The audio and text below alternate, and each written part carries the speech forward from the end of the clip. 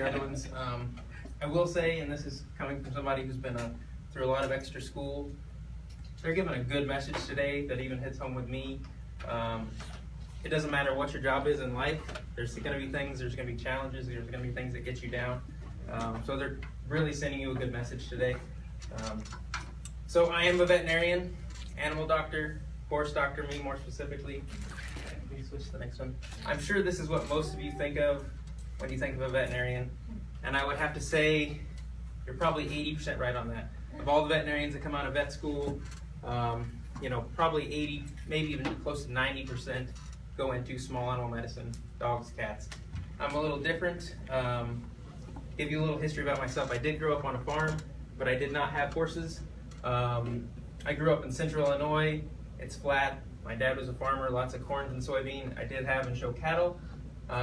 So you can always switch what you want to do, which is, I think, is a big thing. So let me switch to the next one. So these big guys are what I take care of every day. Again, didn't grow up with them, but grew up having animals. You learn to love animals, and that's the key. Equine is the fancy word for horse, so aka horse doctor. I don't know what else I can say.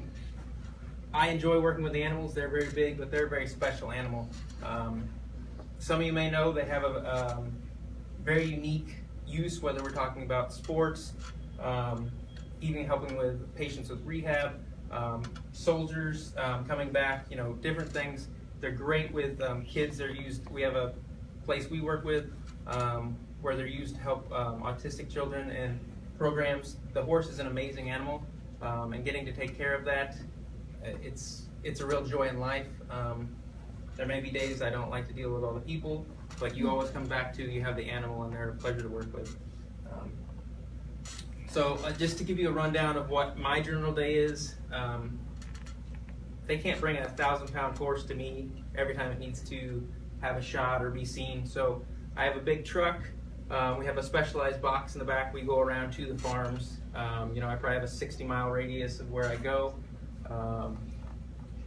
These are a general rundown of some broad topics. JC saying as he sees me, this time of year, springtime, we've been really heavy with reproduction. Dentistry, I'm going to show you a picture of some crazy teeth. Sports medicine, if you guys watch TV at all, I'm sure you've heard in the last couple weeks about the Triple Crown. That's one form of sports that horses do. Emergency medicine, I ducked out of the room here a couple times this morning. Someone calling, worried their horse got bit by a rattlesnake. There's always crazy things going on. And then, of course, preventative medicine, just like you guys think. Take your dog to the vet, get a vaccine, worming, whatever that may be. So reproduction is exactly what you think it is. We do a lot of it, some of it specialized with these guys. I've been doing a lot of that this spring, actually for a racehorse stallion, a thoroughbred like the Triple Crown guy. They're meant to be racers, so we're checking those and helping the client know whether the mare's in foal or that. But the end result of that, and it's always this time next year or by this time next spring, I will have seen all those babies that we helped breed this year on the ground like that, and they're quite sweet, obviously cute. I'm sure you're gonna like those. Give you an idea, these are ultrasounds, so this is what I'll be doing each day. This first one here, I can check a mare at 14 days and tell you that she's in foal. So that's roughly what a 14-day embryo looks like on an ultrasound machine. And the one on the right is a 35 day. And if that were a live video like I were out at the farm taking, in the center we'd actually watch and you could see the tiny heartbeat. So at 30 days we can see that. So as I said, dentistry, horses are not supposed to be vampires. These big hooks you're seeing here are abnormal. In this particular case, it was because lack of dental care and the horse, the way he was chewing, it started an overgrowth in the front. So it's a yearly thing. We check their teeth. So in this case, we'd actually go in and grind those down. Which is my next picture. That's my dentistry tool. I don't know if you guys can tell, that's a big DeWalt drill there with a specialized tool in the end. So us going to the dentist, and I'm not a fan of the dentist, I don't like to be poked as well as anybody else, but it's a lot less scary than this big thing going in the mouth. So last particular horse, I go in and take those down so that he can chew better and he can eat, and just be like he's supposed to be. You know, we're helping that. That's a dramatic case, but I thought a good picture for you guys. So, as I said, sports medicine. So that is American Pharoah, the Triple Crown winner. To you guys, that may not mean a whole lot. It was pretty special to anyone involved with horses for that to happen. You know, first time in almost 40 years. We may not see it for another 40 years. Sports medicine is just like you guys would think of. I know some of you guys out there look like athletes. Think of your NBA stars, your NFL stars. They're all athletes, you know. We actually do things here for horses that, perfect example would be like Kobe Bryant. You know, he went to Europe to get either stem cells or eye wraps or different things injected into his knees to help. We do that in horses here. I know it seems kind of crazy, and out there we inject joints. You're doing things to keep these athletes working. That's a real special interest of mine. Not necessarily in the racehorse, but if we switch to the next picture, you have horses like these. This particular discipline is eventing, which we actually have a local course here, and every November they have a big show out at Galloway Downs. If you ever want to watch it live, it's really interesting. But these horses are being trained over years, and you're maintaining, why I like it is you're maintaining that human-animal bond. You know, that rider works for years to train a horse to a certain level. For you to be able to maintain that and keep that going, if they come up with a sore joint or some type of injury, and you can bring the horse back to work so that they don't lose all that work they put in for years. And it really is, they're not just a companion, they're a team together, and that's a big part of maintaining that, and I really enjoy that. Another example around here, maybe you guys think more little Western cowboys. This particular thing he's doing is reining. They're running and sliding with their back legs. So just an example of how they're putting a lot of strain on the joints. So sports medicine is maintaining an equine athlete, just like we would a human athlete. I put this as very severe. I was actually, I should say unfortunate to be there when this happened back in 2008 in Kentucky when I was in vet school. But that was just an expression to say you know, horses will have crazy accidents, and sometimes things can go wrong, and that's an incredible picture of a bad situation. So a lot of my job is dealing with emergencies. It takes a lot of composure for me. A lot of times the clients, everybody's worried and upset, so that's a challenge of the job. Colic, some of you may know from, uses a term with little kids, we use it, it's just abdominal pain. In horses, it's the most common thing we see, especially here. You know, we have big temperature swings. We get 190 degrees in the day. Sometimes it goes down to 60 at night. That's a 40-degree swing. Horses are very sensitive with their internal organs, as far as their intestine, digestive tract, and they'll they use one simple term, colic. There's lots of different forms of it, but that's a common emergency. Lacerations, cuts, corneal ulcers. It's a scratch of the eye, but sometimes be really bad, and it is an emergency in a horse. And then, of course, fractures. So before I ever switch to the next one, I do have some good pictures here for you, and I thought that would be intriguing to you guys. I didn't put anything too gory, but I put some good examples of different things I see, and I thought they'd be interesting to you. So. Colic, that may be a horse that's just rolling on his back and scratching his back. Horses will do that. But when they have a bellyache, they'll roll on their back and act like the world is ending. We can all, if we've ever had a stomach ache and want to curl up in a ball on the bed, that's their bed. So I thought this was a good picture just to show you they have a really big digestive tract. If you think of us and how much pain it could be when we have a stomach ache or gas or whatever, this is a really good picture to show how much they have, and it's a really specialized tract because they can eat grass. We can't do that, so you know they're a specialized animal again. No, this is probably hard for you to see, but this is a particular case of my own that I saw actually in the last 2 weeks. So if anybody can tell up here, I don't want to gross it out, the horse is torn its top eyelid, probably 3/4 of its eyelid back and off. So that was the cell phone picture I got sent to my phone from the guy at the farm. Hey, what do you think we need to do with this? I think we need to stitch it up. He about tore his eyelid off. So the picture on the right there is actually with sutures in it immediately after I had sutured it up.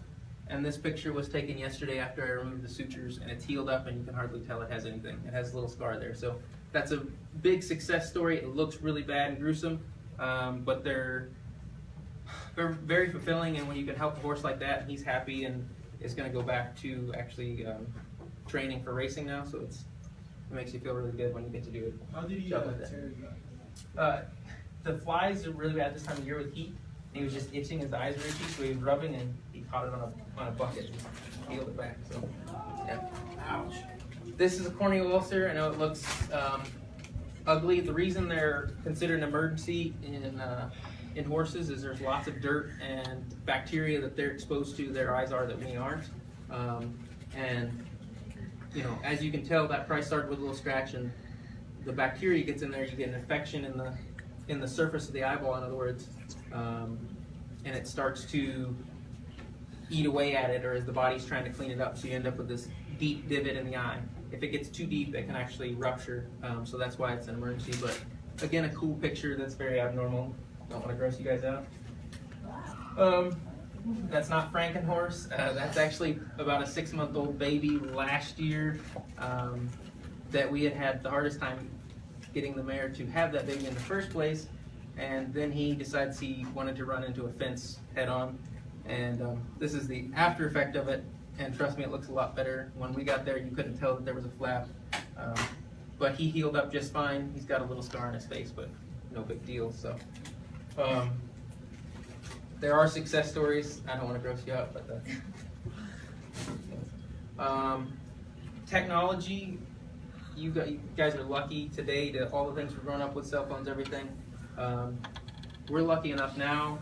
I can go out in the field and I may be in a truck, but I have a digital x-ray machine, an x-ray, so I can take a picture right away and I have the answer right there.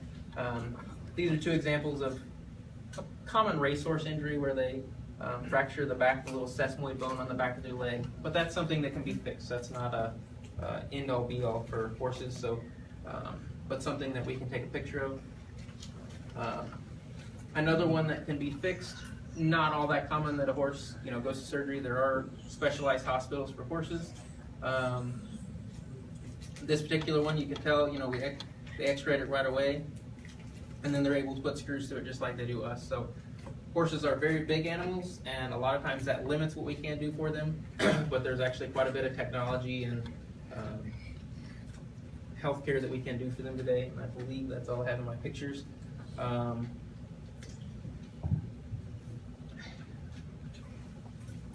don't know how you want me to do this, JC. You guys have any questions for me? I was trying to give you a broad, general rundown there of a horse doctor, and bring cool pictures so I didn't bore you. Have you ever been kicked? Sorry? Have you ever been kicked? Yes, several times actually. I was actually talking about this with JC the other day, though. I would rather, and it's just whatever you're comfortable with, your own beliefs, I'd much rather work with a horse that's trying to kick me than I would a dog that's trying to bite me. Don't get me wrong, I have a dog and I love it, but as far as working on one, I'd rather have a horse trying to kick me than being bit by a dog, so that's just a thing.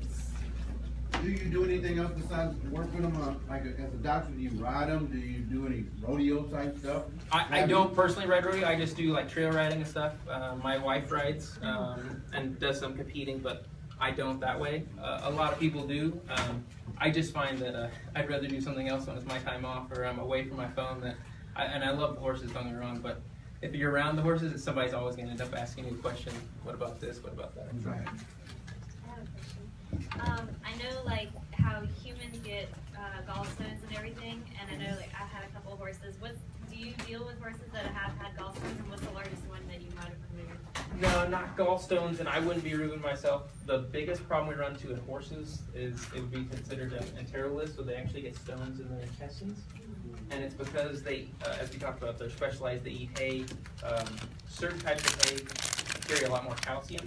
And so what they actually do is they literally form stones in their intestines, and that'd be a case like the one I'm talking about, going to the hospital, that'd be a form of colic. And the biggest two I've ever seen, I was actually still in school, and they removed from a horse two that were the size of bowling balls. and they were rubbing against each other, and that's why the horse kept repeatedly falling. So it does happen. Any other questions, guys? How long did it take you to get through school from the moment you started to when you started treating horses? So you're not required. I had a couple classmates who just did their requirements to get into vet school. I had a bachelor's before, and then veterinary school is 4 years, so 8 years. And I did do an internship afterwards, not required. The dog and cat picture I put up there, I had to take the test over all that. It was after school that I decided to, or that I chose to specialize more and go there. So right after I graduated, though, in my internship, I started working on horses. So it's just a matter of working with someone else as you learn a little more. So it's a great profession. One thing I would say, if we go back and I'm pretty specialized, let's move back from that. Veterinary medicine has a lot of things. We only put the dogs and cats up there. You know, there's people who go to it. That I worked for growing up, there's still, when you go out to certain parts, veterinarians who take care of everything. You know, you see the dogs and the cats in the morning, or the bunny rabbits and the gerbils, whatever they bring in, and then in the afternoon they go out and see the cows, the goats, the horses.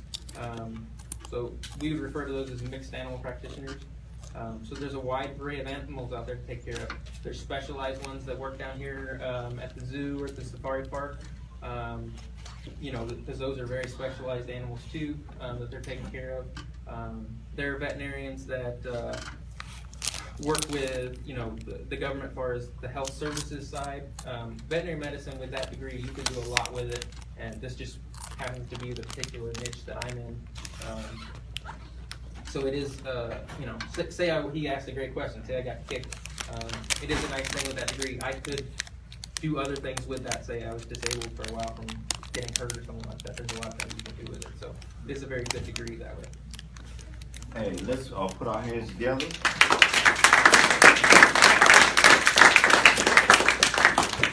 Hey, we got a very important play that I was blown away about 3 or 4 days ago. And this is, I want everybody to pay attention to this. It's, I like to think of it as a new way of acting and showing love and compassion, or just